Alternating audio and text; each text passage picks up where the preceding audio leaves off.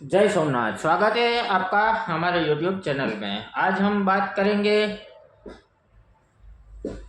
अगर बेटी की शादी हो गई है तो शादी के बाद वो अपने ससुर के घर पे जाती है तो उनको जो उनका घर है वो कौन सा घर है, पिता का घर है या अपने जो ससुर का घर है, अपने जो पति का घर है वो उनका घर है।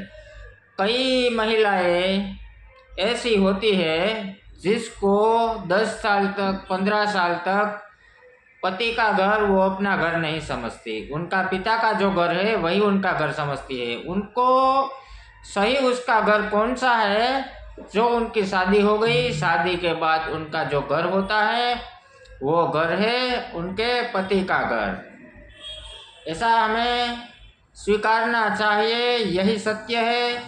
दूसरी बात, जो महिलाएं जो अपने पति का घर स्वीकारती नहीं, ये अपना घर नहीं है, वो महिलाएं हमेशा दुखी होती है और भूतों का घर बना देती है। बहुत वहाँ प्रेत आत्मा है, चांडाल योग है, भूत प्रेत आ गए है, ऐसा हड़कंप मचा देती है।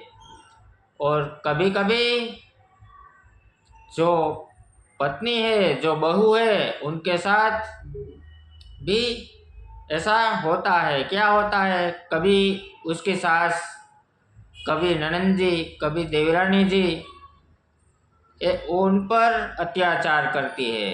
तो मैं आपको ये कहना चाहता हूँ कि जो आपकी बेटी है उनकी आपने शादी कहीं भी की, अगर उनसे कोई प्रॉब्लम होगा तो आपको कितना दर्द होगा। तो वो इतना ही दर्द होता है जब हमारी बहन बहन को प्रॉब्लम होता है, हमारी बेटी को प्रॉब्लम होता है तो हमें बहुत गुस्सा आता है। तो समझो वो भी किसी की बहन है, वो भी किसी की बेटी है। तो जैसी हमारी बेटी, हमें उससे बहू जैसा व्यवहार नहीं करना चाहिए। जो सास है, जो ससुर है, जो ननंद जी है, जो देवरानी जी है, उनको ऐसा व्यवहार नहीं करना है। उनके साथ प्यार से रहे, प्रेम से रहे और अपना मान के रहे तो कभी किसी को प्रॉब्लम नहीं होगा। दोनों तरफ से सावधानियां रखनी होगी, एक तरफी कभी कुछ भी नहीं हो सकता। इसलिए हमें यह सब सुधरने की ज़रूरत है। मैंने कई घरों में देखा है, कई परिवार में देखा है, कई ऐसे लोग हैं, लेकिन यहाँ ऐसी सिचुएशन का समाधान कभी नहीं हो सकता।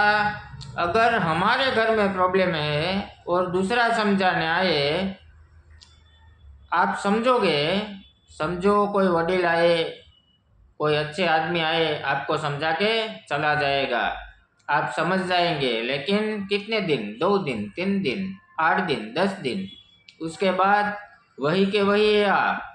इंसान का स्वभाव नहीं बदल सकता। इसलिए आप पहले अपने से शुरुआत करिए। दूसरों को ज्ञान नहीं देना चाहिए, पहले आपको दूसरों को नहीं सुधारना चाहिए, पहले हमें सुधरना चाहिए, उसके बाद हमारे परिवार को, फिर आड़ोस पड़ोस को, फिर गांव को, फिर दुनिया को समझाना चाहिए। पहले हमें समझना चाहिए। तो ऐसा बहुत होता है, मैंने बहुत देखा है। क्या कारण है, आपको आपके जो ससुर की स्थिति है, आपके पति की स्थिति है, उनके मुताबिक आपको चलना चाहिए। आपका हाई फाई जीवन, आपका लग्जरी जीवन, आपको पता है उसने लोन ले रखी है, लोन के हफ्ते में उनको दिक्कत पड़ती है, वो परेशान रहता है, लेकिन आपको कभी नहीं बताया। तो कई लोग जो है, मैंने देखा है, लोन के चक्कर में नींद हराम कर देते हैं।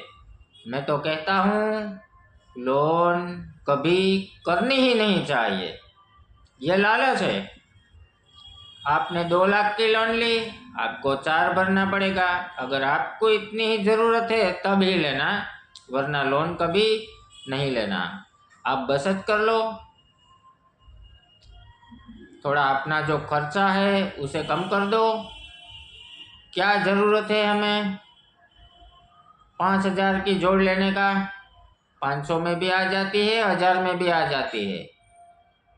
अगर आप 5000 या 10,000 का एक कपड़ा, समझ लो किसी की शादी में, लड़कियों की बात करता हूँ, लड़की को किसी की शादी में जाना है तो उनका खर्चा ज़्यादा रहता है। लड़का है तो उनको एक जोड़ कपड़ा भी चलेगा, अगर नया नहीं है तो पुराना भी चलेगा, लेकिन लड़की को नहीं चलेगा। समझो आपने 5,000 का एक ड्रेस लिया, एक बार पहन के वहाँ चली गई तो आपको ऐसा लगेगा कि 15 दिन के बाद ये तो हमारे जो सासा जी थे वहाँ शादी थी, अब हमारे मामा के वहाँ शादी है, ये ड्रेस तो मैंने पहन रखा है, अब सब बोलेंगे कि ये तो उसने वहाँ भी पहना था, वही पहन के इधर भी एंट्री मारने आ गई। ऐसा आपके दिमाग में विचार आता ही है। इसलिए मैं कहता हूँ 5,000 का ड्रेस मत लीजिए, 1000 का 5 ड्रेस लीजिए, आपको 5 बार आपकी एंट्री पड़ेगी। तो ऐसा होता है, हमें भी ऐसा होता है कि एक अपना हम वहाँ पहन के तो गए थे, अब ये तो एक ही है, हम कुछ यूनिक पहन के जाए। इसलिए मेरे कहने का तात्पर्य यही है, किसी की मजाक उड़ाने का मेरा तात्पर्य नहीं है, लेकिन आप मैं जो आपको समझाने जा रहा हूँ वो आप समझने की कोशिश करें, अपने मन में उतारिए। कभी कभी तो ऐसे में झगड़ा हो जाता है, वाद विवाद क्यों होता है? वाद विवाद खरीदी करने में, भाई दूसरे के वहाँ शादी है, आप अपने घर में क्यों परेशान हो? कई लोग, कई महिला ऐसी भी होती है, हमें तो 3 लाख का सेट करा दो, हमें वही करा दो, हमें ये करा दो, ऐसा भी होता है। ऐसा नहीं करना चाहिए। आपकी स्थिति आपको पता है, आपकी स्थिति कितनी है, आपकी स्थिति क्या है, तो हमें ऐसा लग्जरी जीवन नहीं जीना चाहिए। जो हमारी स्थिति है उस स्थिति पे आपको चलना चाहिए, ताकि आगे आके आपको, आपके परिवार को भी कोई प्रॉब्लम ना हो, कोई समस्या ना हो, कोई कर्जा ना हो, कोई उधार ना हो। बार बार आपके घर पे कोई आएगा, आपके हस्बैंड को बार बार कॉल आएगा, ये पैसा है कब देंगे, ऐसी स्थिति आने ही ना दे। ऐसी स्थिति इसी तरह से ही आती है। हमें व्यसन, फैशन, शौक, बस हम यही बंद कर दे तो किसी को जीवन जीने में कोई परेशानी नहीं आएगी। हमारा शौक ही इतना बड़ा हो गया है कि आज पैसों की ज़रूरत पड़ती है, कितना भी कमा के आता है पैसा नहीं बचता है। इनका कारण तो देखो, एक बार आप खुद विचार कीजिए कि इनके पीछे का कारण क्या है। आपकी आवक क्या है वो भी आप लिखिए, आपकी जावक है वो भी आप लिखिए, कहाँ आपका पैसा जाता है, हर महीने का हिसाब रखो। आपको 1 महीने के बाद हिसाब किताब करना है, आपको खुद पता चल जाएगा इतना पैसा आया और इतना पैसा इधर गया। फिर आपको एक कैलकुलेशन और करना है, फालतू में कितना पैसा गया है। इसलिए फालतू खर्चा मैं हमेशा हर वीडियो में बार बार कहता हूँ, फालतू का खर्चा आप बंद करो। जो जीवन जरूरी है उसमें करिए, उसमें नहीं चलता।